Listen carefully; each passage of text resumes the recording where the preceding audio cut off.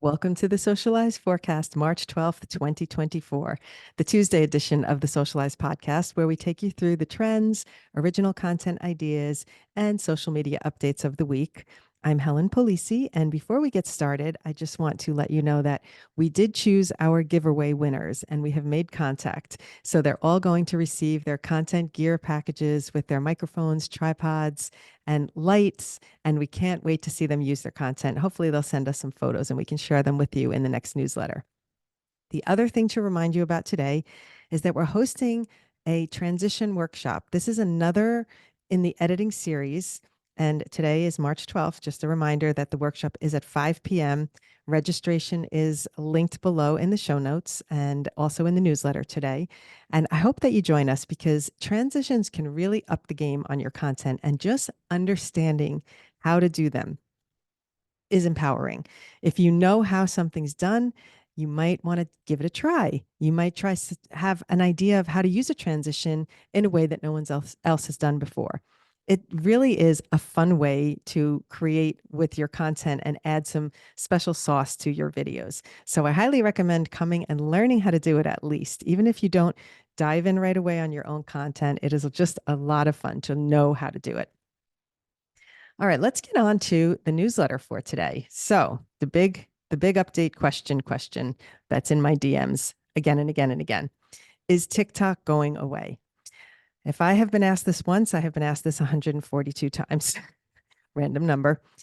With political bills being passed and things happening in Congress that are happening quickly and unanimously, it is unnerving for a lot of creators who have their livelihood and they count on TikTok to communicate with their audience, to sell products, or to promote their expertise, possibly sell their courses and coaching. There's so many different ways people are using TikTok. So it is really, really stressful. And a lot of people are in a panic about it. So with that being said, I just want to, first off, I want to say that I did see a video of the Shark Tank. What is his name? O'Leary, Kevin O'Leary from Shark Tank. He actually made a video talking about this. And he said there's no way TikTok is going away because there's so many investors in the US who see the dollar signs and who are going to buy it up or somehow get an investor group together to do it. He did explain in a video that I linked in the newsletter, he did explain why Meta won't be taking it over, which would really not be a good thing anyway. And so I urge you to go listen to that video. But I think this has been a wake-up call for a lot of people because many of us count on our social media platforms to reach our followers, our viewers, our audience, our clients, people who are interested in our services. So if it goes away, it's really going to be a game changer and a life-changing experience for many. So I don't think it's going away. I mean, I don't believe it's going away, but I think what it has prompted is the idea that you should be thinking about what if it is going to go away and how you can change what you're doing now to be ready. So this is preparedness that I'm talking about. And strangely enough, a couple of years ago, I saw somebody's video who said, you don't own your audience, the social media platform owns your audience. And that really sunk in for me. I took a long, hard think about that. And I immediately, at the time, this is years ago, started an email list. I didn't know what I was going to do with the email list. I didn't have a plan as I do now with a newsletter. It was just going to be a way for me to be able to communicate if people weren't receiving my content or if I wanted to reach them about something or if I was going to put out a course. So when I made my first TikTok course back in 2022, I think it was, or 2021, I created an email list at that time. And now at this point, I'm using the email list to inform people of things, share social media updates, trends, and the newsletter is actually becoming a business for me. So even if you don't plan to do a business with a newsletter or if you don't even want to use it to communicate right away, I highly recommend you start to gather your most loyal followers in another way outside of your social media app. This is if you want to be able to reach them again in the future so that let's say you lose your account. Let's say the app goes down. Something happens unforeseen. You are ready for it. So I have some other thoughts on how you could be prepared. And that's what I want to talk about before I dive into the trends today. And some of these things involve other apps, but the email list obviously is the first go-to because you will own that email list. But if you don't want to create an email list or you don't feel that you need to go down that path, you still can make sure your followers are able to find you in other places. Many people love Facebook. So maybe it's an opportunity to do a Facebook group, make your own group, decide how you want to communicate, suggest people go there. That's a nice way to have form a community. Possibly, I love to do this. If someone's messaging me, they want to show me something on their phone and they can't send a screenshot in TikTok, I always send them over to Instagram. Send me the DM on Instagram because you can send a photo to someone via the Instagram platform. And that way, at least then they're following you on another platform. So you have a backup. So finding a way to steer people to your other apps, not necessarily to get on your platform and say, follow me on Instagram in case TikTok goes away. A lot of people did that back during the first ban. It was very, I think, an unsuccessful attempt at trying to pull your audience over there. But if you make a reason why they need to go over there, then they're more likely to go over there. So that's one way to really think about how to move your audience. Let me just try and articulate that a little better. Find a way to have your followers, sorry, think of a way to have your followers steer over to another app without telling them, follow me there.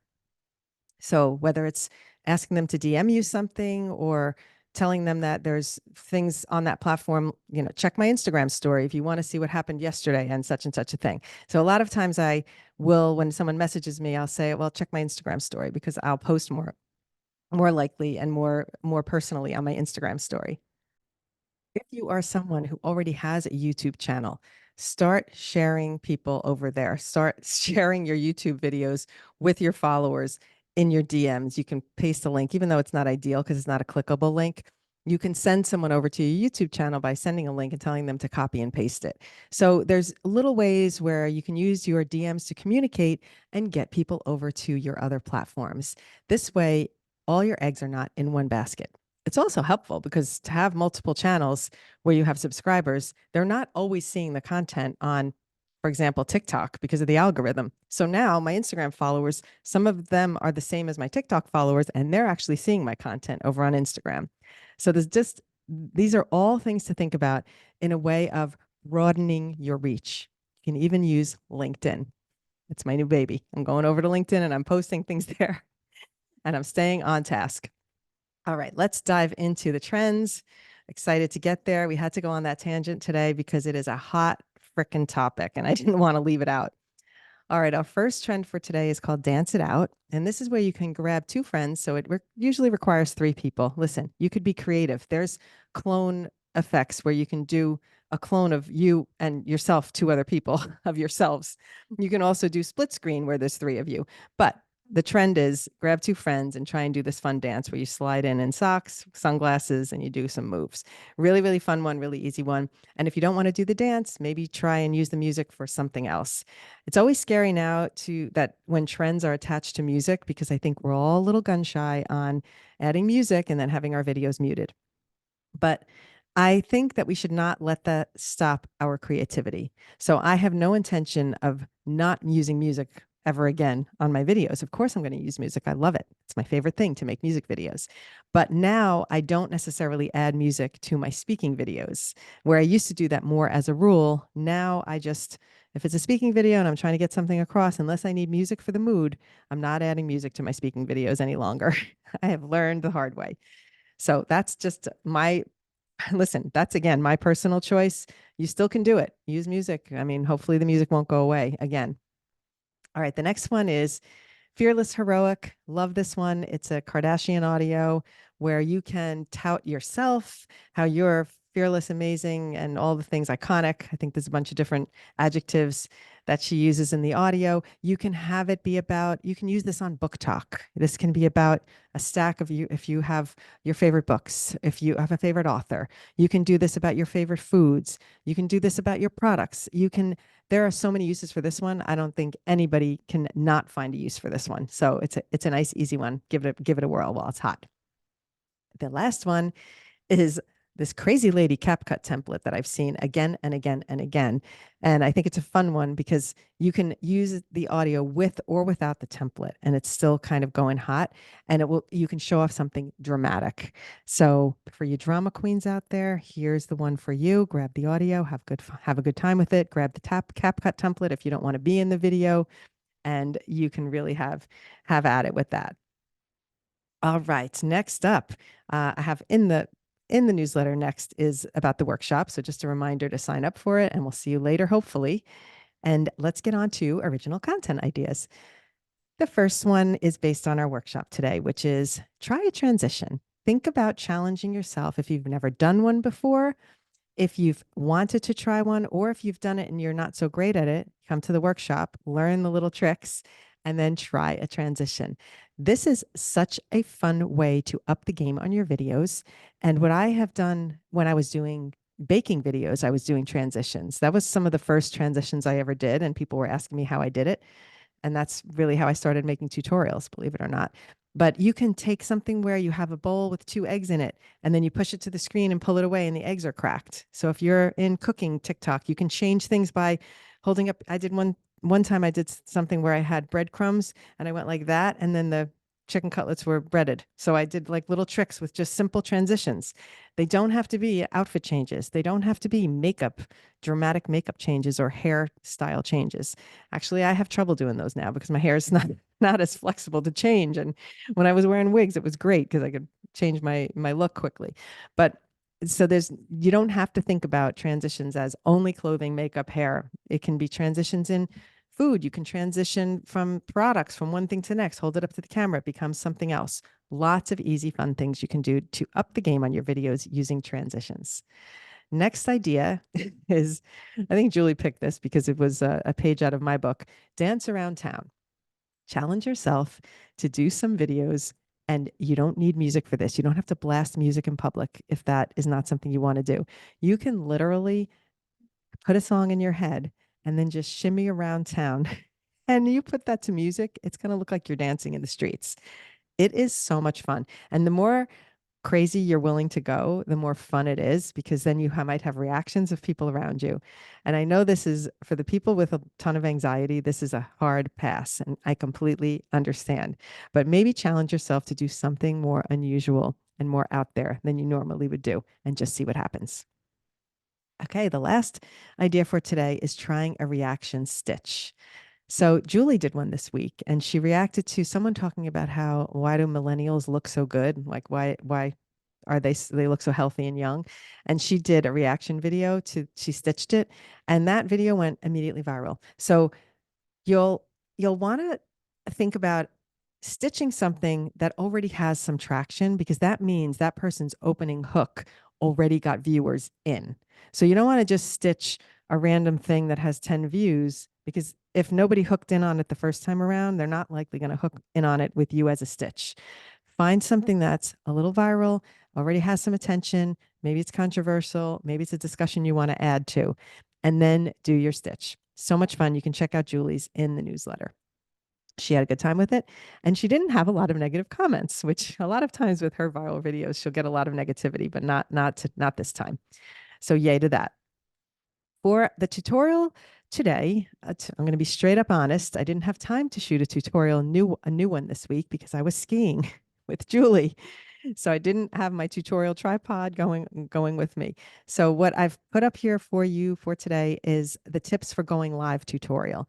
That one is evergreen. If you have not seen it, it's worth a look. If you're trying to learn how to go live, if you've never done it before, you'll want to know what your phone screen looks like when you go live on TikTok. The suggestions that I make in this demonstration apply to all the apps. So if you want to go live on Instagram and you haven't done it before, Facebook, whatever, it all applies.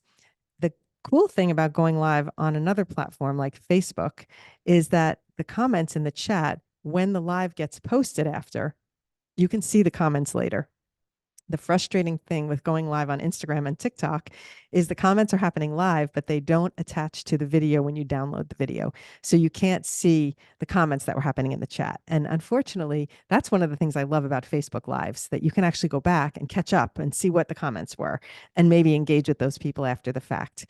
So Unfortunately, all the apps don't do all the good things, but we can only hope that they will evolve and eventually each one will get better and better.